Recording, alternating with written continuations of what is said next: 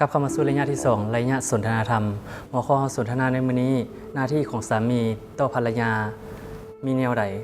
เอามาสนทนากับแม่คุณดีจันทจักรสบายดีสบายดีท่านผู้ชมโดยสบายดีอันหัวข้อสนทนาวันนี้มีความสำคัญหลายเนาะในสังคมปัจจุบันเฮาคือหน้าที่ของสามีต่อภรรยานี่นะมันมีอย่างใดแล้วก็เฮาควรปฏิบัติแนวใดเพื่ออยากให้ท่านผู้ชมได้รู้ถึงการปฏิบัติต่อกันเนาะให้อยู่ได้ไปให้อยู่นำกันไปโดนๆนานๆคือว่าแล้วเนาะมันก็เป็นเรื่องที่ว่าสำคัญเนาะอันนี้นี่ถ้าจะเว้าตามหลักธรรมที่พวกเราว่าผ่านมามันเป็นว่าเกี่ยวกับเรื่องเป็นการปฏิบัติหน้าที่ของเราต่อผู้อื่นนั่นแหละเนาะแต่ว่าอันนี้มันอยู่ใน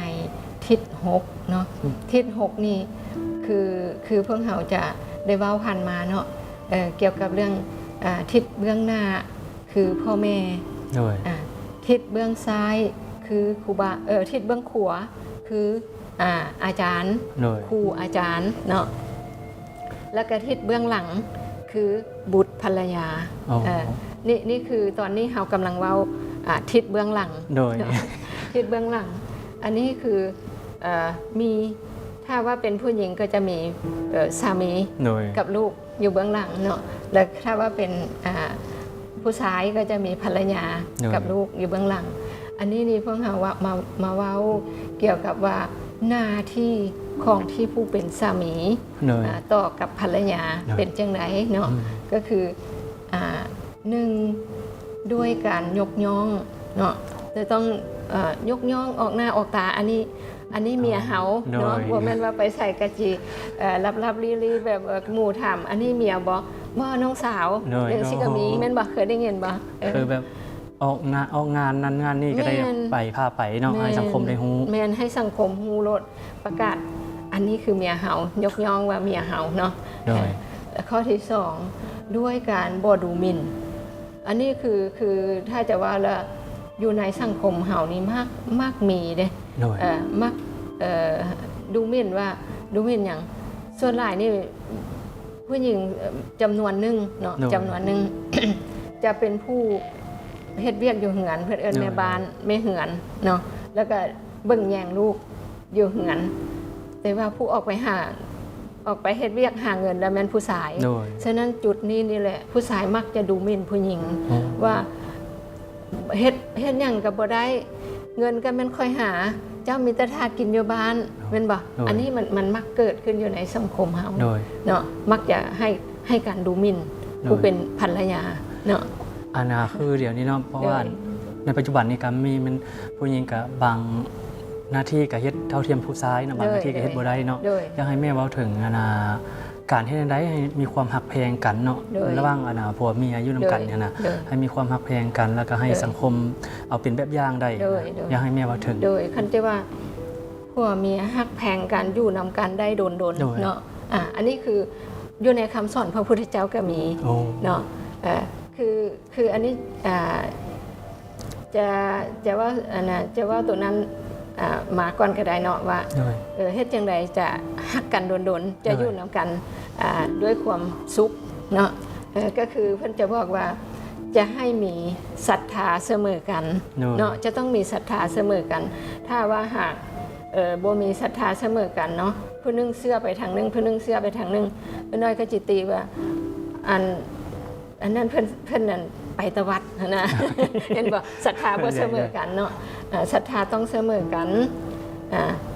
ศีลต้องเสมอกันศีลนี่แม่นอย่างศีลนี่คือหลักปฏิบัตินี่แหละข้อที่3นี่บ่นอกใจกันเห็นบ่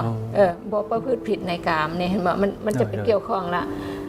ศรัทธาเสมอกันศีลเสมอกันจาคะเสมอกันจาคะนี่คือการให้การแบ่งปันการทานแม่นหมดเนาะแล้วก็ปัญญาเสมอกัน4ข้อนี้หากคู่ใดมีเสมอกันจะเห็นให้คู่นั้นอยู่นำกันได้ดลแล้วก็มีความสุขแม้แต่พบข้างหน้ายังสามารถได้พบกันอีกเนาะชาติทางหน้าเนาะฉะนั้นข้อนี้ถือว่าเป็นเรื่องที่สำคัญว่าเฮาจะอยู่นำกันได้โดนๆแบบใดเนาะวันนี้ข้อที่2ค่ะว่าไปแล้วเนาะว่า ผู้ชายจะต้องบ่ดูหมิ่นเมียเนาะจะต้องให้เกียรติเนาะแล้วก็ข้อที่3ด้วยการบ่ประพฤตินอกใจเห็นว่ามันไปตรงกับข้อศีลข้อ3ละบ่นอกใจกันเห็นป่ะข้อที่4คือมอบความเป็นใหญ่ในเฮือนให้เนาะเวียกงานการซานี่สั่งมอบให้เมียรถให้เมียจัดการรถเนาะเฮ็ดจังได๋สิจบสิงามเนาะวันนี้ข้อที่5ด้วยการให้เครื่องประดับอันนี้สำคัญเลย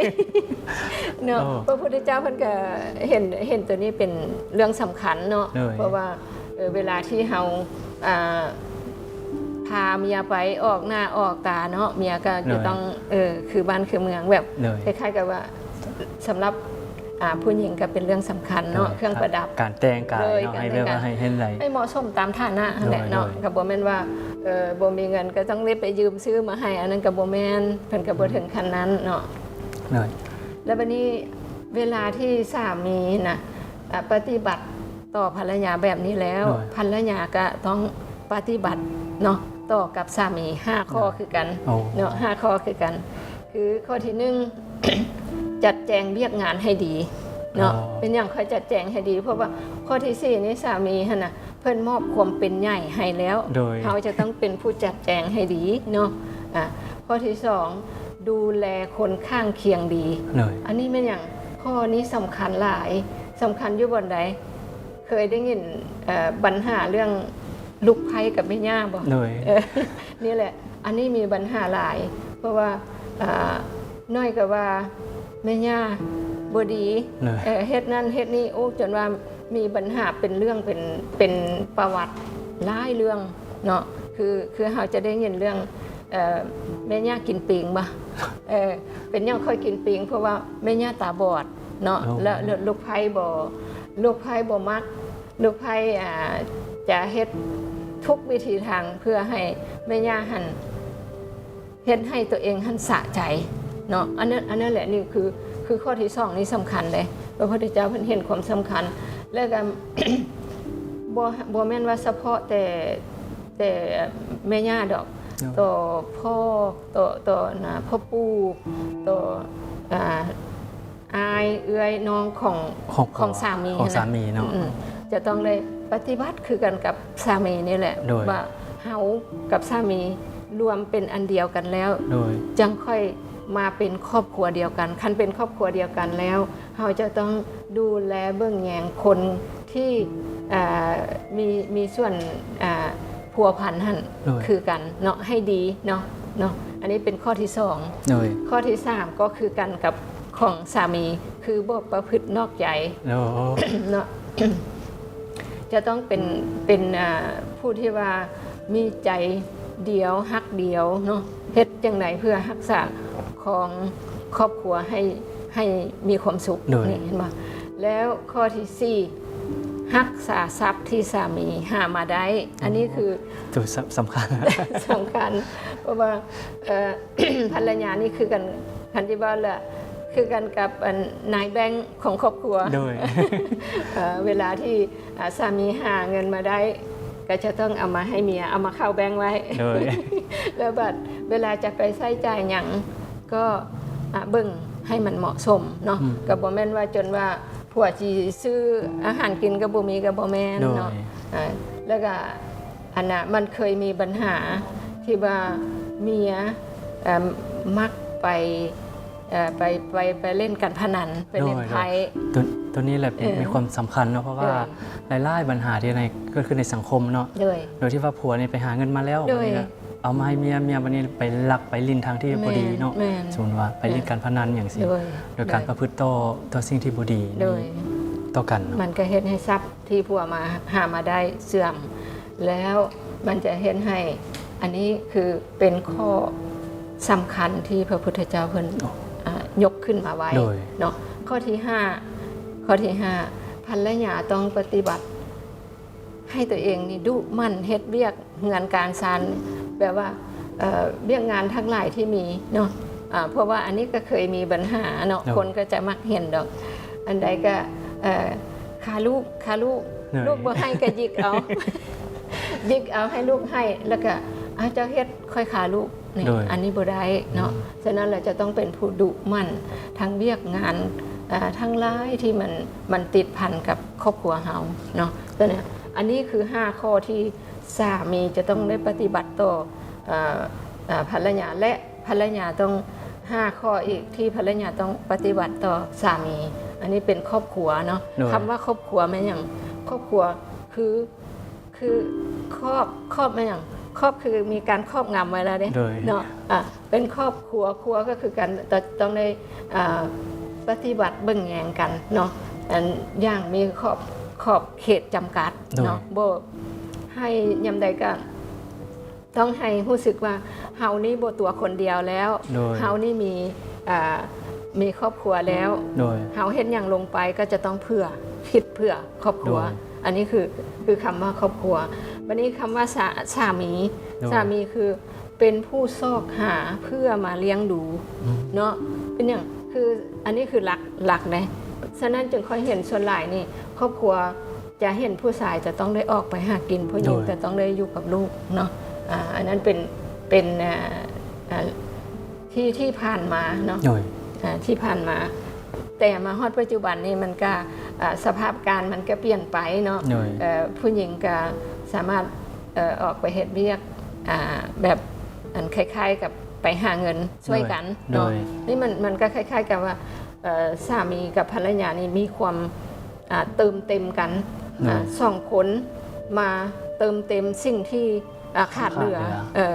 บ่พอของผัวก็มาเติมเต็มสิ่งที่บ่พอของเมียฉะนั้นจึงมารวมกันเป็นครอบครัวเนาะอันนี้คือเฮ็ดให้ครอบครัวเป็นหน่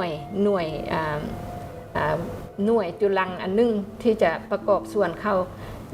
หลายๆจุลังก็จะกลายเป็นบ้านเป็นเมืองเป็นประเทศชาติเนาะอันนี้ฉะนั้นเนี่ยเป็นจุลังอันนึงและภรรยานี่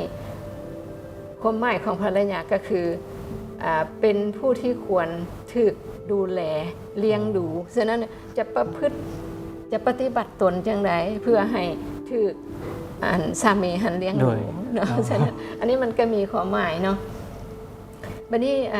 เวลาเฮาก็ค่อนข้างน้อยเด้เนาะก็จะอธิบายว่าสามีภรรยานี่มีจักประเภทเนาะอยู่พระพุทธเจ้าเพิ่นก็เว้าไว้ได้สามีภรรยานี่มี4ประเภทคือ1สามีผีภรรยาผีแปลว่าผีกับผีอยู่นำกันโดยแล้วอันที่2คือสามีผี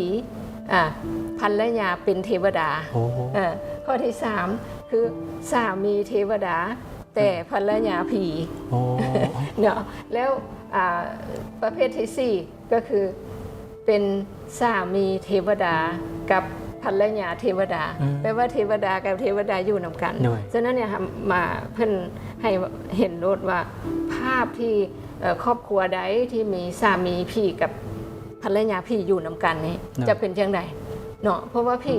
คำว่านี่มันหมายความว่าจะเป็นผู้มักประพฤติผิดศีลเนาะมักฆ่ามักลักมักประพฤติผิดในกามเห็นบ่ถ้าว่าภาพจังซี่มารวมกันอยู่นำกัน2คนแบบคิดแบบนี้หมดครอบครัวจะยุ่งซ้ำใดน้อยนึงก็แตกกันน้อยนึงก็ห่างกันเนาะจะอยู่นำกันบ่ได้ดนเนาะบัดนี้ประเภทที่2กับประเภทที่3นี่พี่กับเทวดาอยู่นำกันมันก็บางครั้งกับฝ่ายนึงก็ต้องได้อดทนฝ่ายนึงก็มักเฮ็ดแนวบ่ดีแล้วก็มักผิดกันอันนี้แบบครึ่งๆกลางๆอยู่กันไปก็ลำบากอยู่เนาะบัดนี้ประเภทที่4 ประเภทที่4นี้คือเทวดาอยู่กับเทวดาลองวาดภาพเบิ่งจะเป็นจังไดเนาะครอบครัวจะเฮ็ดจังไดมีความสุขทุกคนมีศีล5ทุกคนพากันสร้างบุญสร้างกุศลเนาะครอบครัวแบบนี้จะเป็นครอบครัวที่มีความสุขเนาะฉะนั้นแหละอยู่ในคำสอนของพระพุทธเจ้าเพิ่นเว้าไว้เนาะฉะนั้นอยากได้เป็นครอบครัวแบบใดก็ให้เอาไปปรับใส่เอาไปแยงใส่แล้วก็ปฏิบัติเลยเจ้าท่านผู้ชมคือดั้งสนทนาก็มีคุณดีเนาะการหน้าที่ของสามีปฏิบัติต่อภรรยาก็มีอยู่5ข้อคือดั้งแม่คุณดีได้อธิบายไปนั่น